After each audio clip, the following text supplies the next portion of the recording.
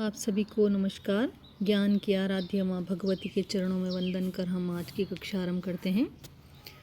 हम विभक्त्यर्थ प्रकरण में चतुर्थी विभक्ति संप्रदान कारक का अध्ययन कर चुके हैं। अब आगे देखिए। पंचमी विभक्ति अपादान कारक। ध्रुवम अपाय अपादानम। अपाय का अर्थ है विश्लेष या अलग होना। जिससे किसी वस्तु का विश्लेष पाया जाता है उसे अपादान कहते हैं।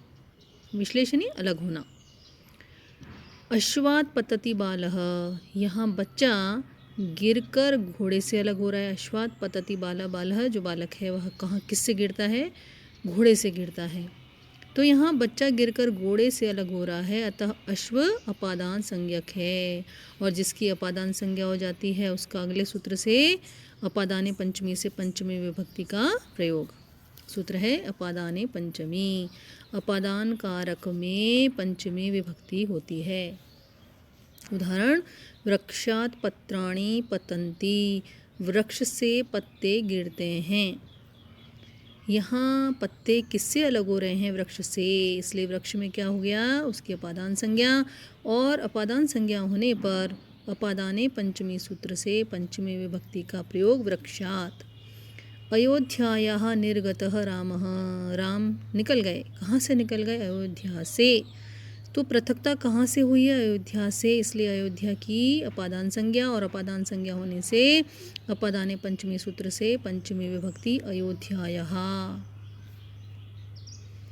अंतर्धो येन दर्शनम इच्छति।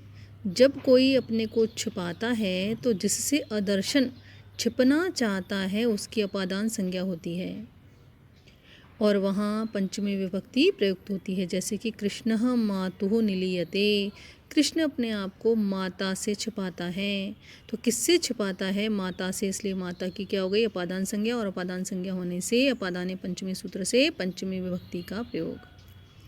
चौरा रक्षकात् निलीयते। चोर किससे छुपता है? रक्षकात्, रक्षक से।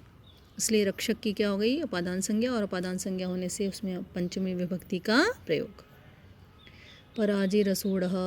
परा उपसर्ग पूर्वक जी धातु के योग में असह्य पदार्थ की अपादान संज्ञा होती है, उसमें पंचमी का प्रयोग होता है। सह अध्ययनात् पराजयते। वह अध्ययन से भागता है, उसके लिए अध्ययन कष्टप्रद है।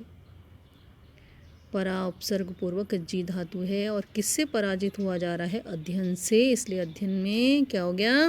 अपादान संज्ञा। और अपादान संज्ञा होने पर पंचमी विभक्ति का प्रयोग। किंतु हरा देने के अर्थ में परा प्लस जी धातु के योग में द्वितीय विभक्ति का प्रयोग। जैसे कि सह शत्रुन पराजयते। हरा देने उसने किसको हराया? शत्रुओं को। इसलिए यहाँ पर क्या हो गया? उसमें द्वितीय विभक्ति का ही प्रयोग, क्योंकि यहाँ हारा नहीं जा रहा है, हराया जा रहा है। जहाँ हराया जा रहा है वहाँ द्वितीय विभक्ति का प्रयोग। भीत्रार्थानाम भय हेतु। बी यानी डरना तथा त्रयी रक्षा करना, बचाना अर्थ वाली धातुओं के योग में भय के कारण भय हेतु की अपादान संज्ञा होती है और उसमें पंचमी विभक्ति का प्रयोग। जैसे कि स्त्री चौरात भिवेति। स्त्री चोर से डरती है। किससे डरा जा रहा है? चोर से। इसलिए चोर की क्या हो गई? अपादान संज्ञा। और अपादान संज्ञा होने पर उसमें पंचमी विभक्ति का प्रयोग। अरण्ये श्वापदेभ्य भयम। अरण्य में, जंगल में जंगली जानवरों से भय होता है। किससे भय होता है?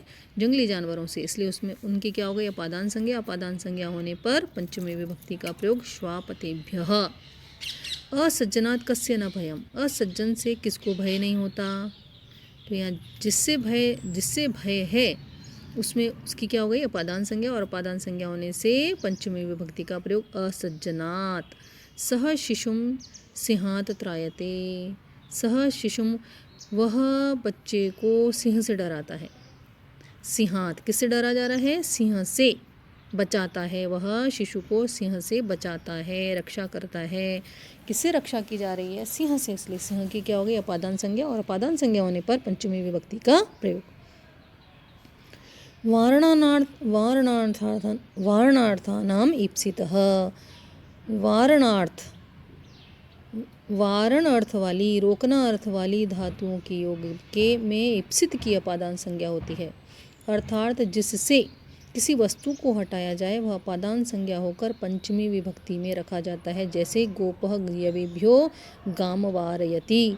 गोपः जो ग्वाला है वह जौ से गाय को हटाता है। किससे हटाया जा रहा है? जौ से, इसलिए जौ की क्या हो गई? अपादान संज्ञा, और अपादान संज्ञा होने पर उसमें पंचमी विभक्ति का प्रयोग। पिता पुत्रम कुसंगात निवारयति। पिता पुत्र को कुसंग से रोकता है। किससे रोका जा रहा है? कुसंग से। तो कुसंग की क्या हो गई? अपादान संज्ञा, और अपादान संज्ञा होने पर पंचमी विभक्ति का प्रयोग।